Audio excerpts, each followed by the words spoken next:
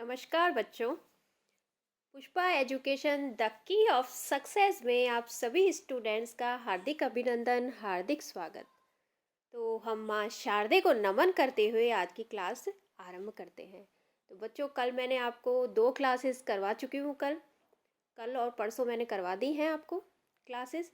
Psychology बताया, psychology में मनोविज्ञान का कैसे विकास हुआ वो मैंने आपको चीज़ें बताई, डेवलपमेंट ऑफ साइकोलॉजी। अब हमने जो 2 दिन की जो क्लासेस ली हैं, उन क्लासेस का हम क्या करते हैं, उनमें से जो क्वेश्चन बनते हैं हमारे इम्पोर्टेंट, और कुछ क्वेश्चन उसमें एग्जामिनेशन में आ भी चुके हैं, तो उन क्वेश्चंस को आज हम देखेंगे। तो आज की हमारी प्रश्नोत्तरी होगी और कुछ 20 क्वेश्चंस हैं। उन 20 क्वेश्चंस को हम यहाँ पर देखेंगे। तो स्टार्ट करते हैं हम आज की अपनी क्लास।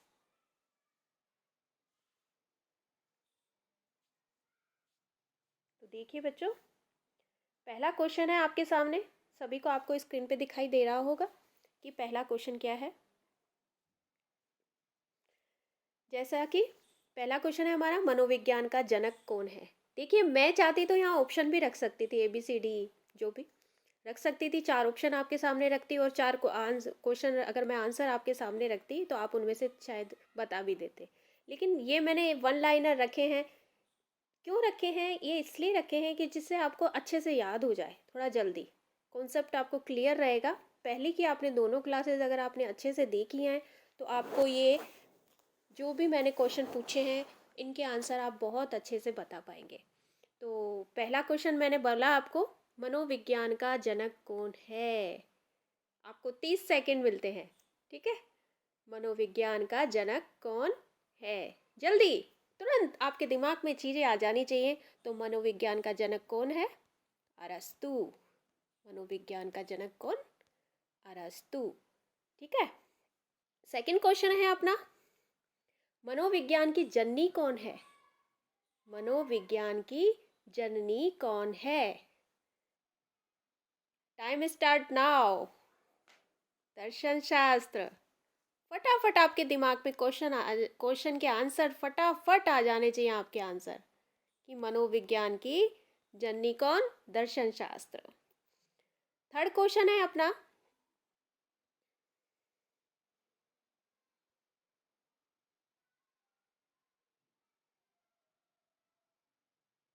थर्ड क्वेश्चन है अपना, डी एनिमा किसकी पुस्तक है। डी एनिमा किसकी पुस्तक है? डी एनिमा किसकी पुस्तक है? तो ये डी एनिमा पुस्तक है अरस्तु की।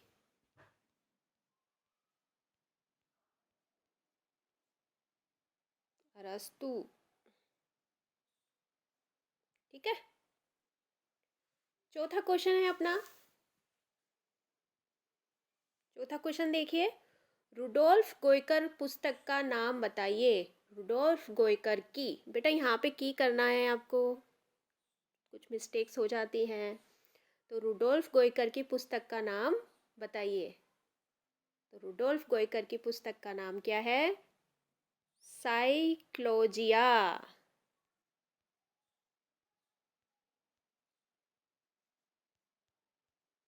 साइक्लोजिया। अब आपके सामने एक चीज़ है छोटी सी और, मैंने आपको बताया था बहुत पॉइंट जब मैं आपको पढ़ा रही थी उस वक्त मैंने आपको एक ये बहुत अच्छे से क्लियर किया था कि किसने कहा था मनोविज्ञान का अतीत बहुत लंबा और इतिहास बहुत छोटा है। किसने कहा मनोविज्ञान का अतीत बहुत लंबा है जबकि इतिहास बहुत छोटा? किसने कहा?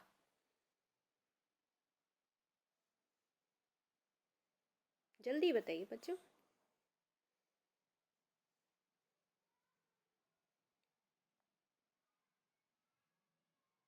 हैविंग हासने। किसने कहा? हैविंग हासने।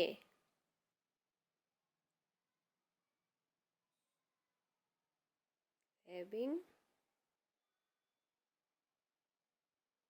हास, ठीक है। हैविंग हास ने कहा कि मनोविज्ञान का अतीत बहुत लंबा जबकि इतिहास बहुत छोटा। नेक्स्ट, आत्मा का मनोविज्ञान किसने माना है? आत्मा का मनोविज्ञान किसने माना है? इसको हम थोड़ा छोटा कर लेते हैं क्योंकि क्वेश्चन क्लियर नहीं हो रहे हैं। आत्मा का मनोविज्ञान किसने माना? तो किसने माना? प्लेटो,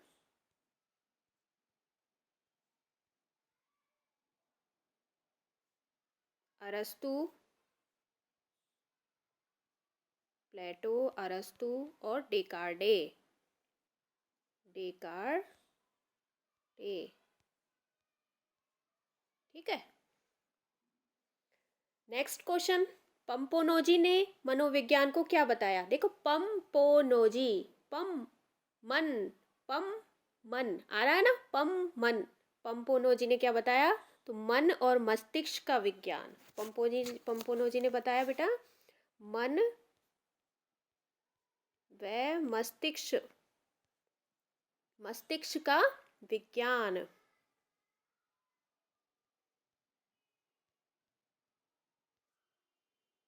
ठीक है।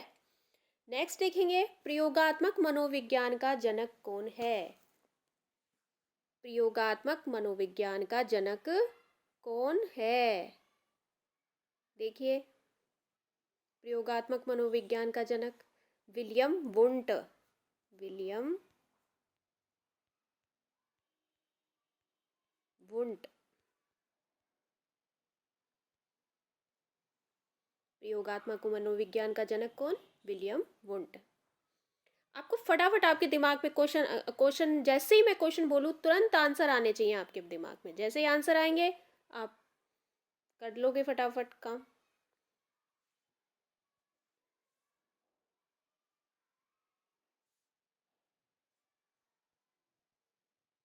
नेक्स्ट चलते हैं, अपने नौवा क्वेश्चन है अपना, प्रथम प्रयोगशाला कहाँ स्थापित हुई?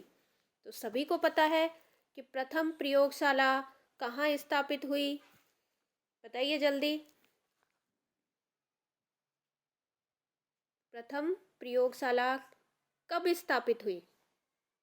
तो ये हुई अपनी 1879 में। 1879 में, ठीक है।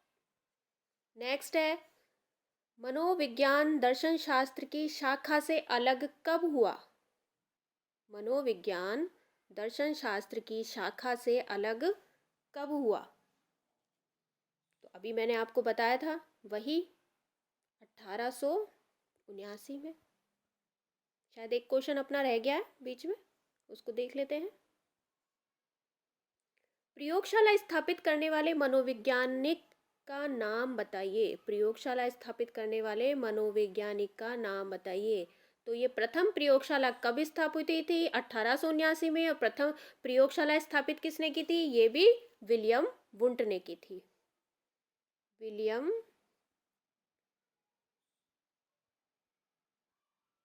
वुंट, ठीक है। नेक्स्ट देखेंगे हम, विलियम मैकडूल की पुस्तक का नाम बताइए, जल्दी फास्ट। विलियम मैकडूगल की पुस्तक का नाम बताइए। आउटलाइन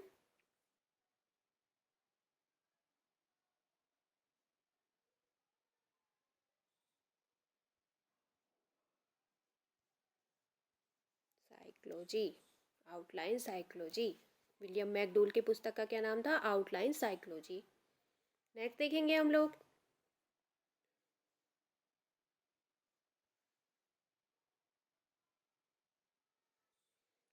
13वां क्वेश्चन, 20वीं शताब्दी में मनोविज्ञान को क्या माना जाने लगा या क्या माना गया? 20वीं शताब्दी में मनोविज्ञान को क्या माना गया? Time start now. तो क्या माना गया बच्चों? व्यवहार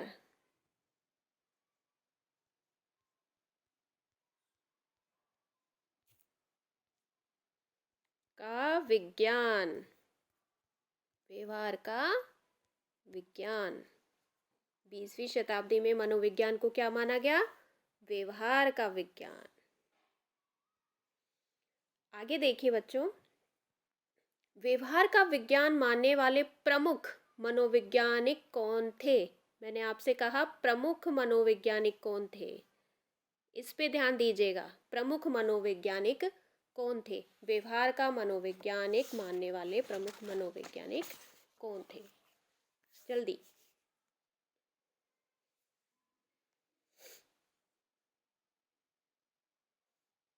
तो सबसे प्रमुख जो मनोवैज्ञानिक थे वो वैज्ञानिक थे वॉटसन। कौन थे? वॉटसन। प्रमुख तो वॉटसन थे। वॉटसन के बाद में अगर वो पूछता है कि व्यवहार का विज्ञान मानने वाले मनोवैज्ञानिकों का नाम बताइए, तो बाद में वॉटसन के बाद में आएगा वुडवर्थ,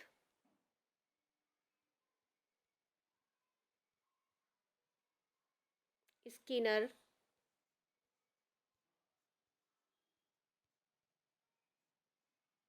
मैकडुगल,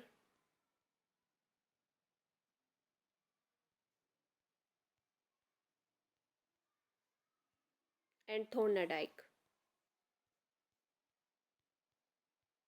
थॉर्नडाइक,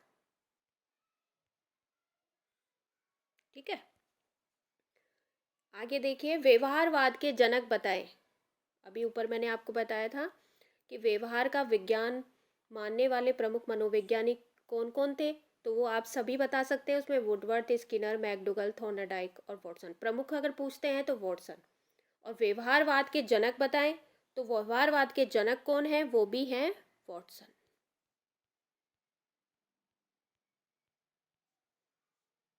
समझ में आया? ये क्वेश्चन मैंने रिपीट किए हैं, घुमा घुमा के रिपीट किए, क्योंकि बच्चों अगर यही क्वेश्चन जो एग्जामिनर है वो घुमा कर के पूछ रहा है तो आप उसमें कहीं ना कहीं कंफ्यूज हो जाते हैं कि वो पूछ क्या रहा है। मैं यहाँ चाहती तो चार चार ऑप्शन भी दे सकती थी आपको, लेकिन फिर भी हमने ऑप्शन नहीं दिए। मैंने डायरेक्ट वन लाइन में आपको क्वेश्चन पुटअप किया है, और ये आपके जो एग्ज़ाम में है, कंपटीशन एग्ज़ाम में इसी तरह के क्वेश्चन आपके बनते हैं। एक परिभाषा दी हुई है, तुम मुझे कोई भी बालक दे दो, मैं उसे वैसा बना सकता हूँ जैसा मैं बनाना चाहता हूँ। किसने कहा?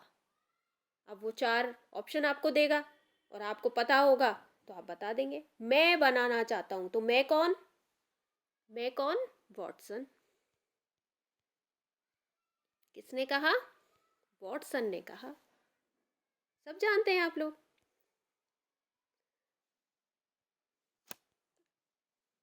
आगे देखेंगे बच्चों हम। नेक्स्ट हमारा है, मनोविज्ञान ने सर्वप्रथम अपनी आत्मा का त्याग किया, फिर मन का त्याग किया, फिर चेतना का त्याग किया, और वर्तमान में मनोविज्ञान व्यवहार का विज्ञान है। किसने कहा? मैंने आपको बताया था पहले भी। किसने कहा? मनोविज्ञान ने सर्वप्रथम अपनी आत्मा का त्याग किया, फिर मन का त्याग किया, फिर चेतना का त्याग किया, और वर्तमान में मनोविज्ञान व्यवहार का विज्ञान है। किसने कहा? वुडवर्थ ने। किसने कहा? वुडवर्थ ने।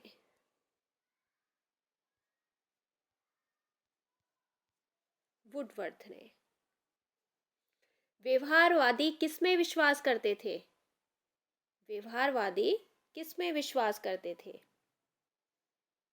व्यवहारवादी विश्वास करते थे वातावरण में।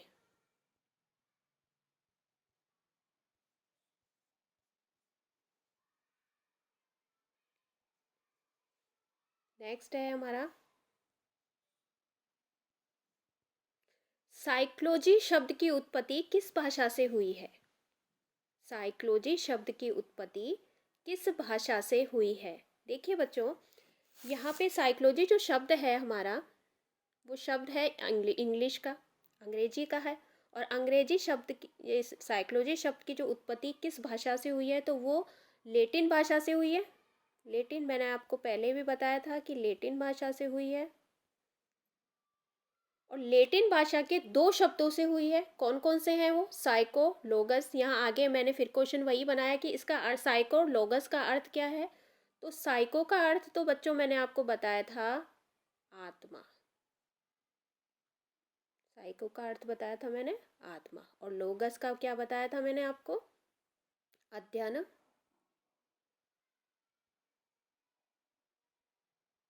करना, आत्मा का अध्ययन करना। और इसी आत्मा के अध्ययन के आधार पर किन्होंने ये परिभाषा दी थी? प्लेटो, अरस्तु, डेकार्टे ने ये परिभाषा दी थी।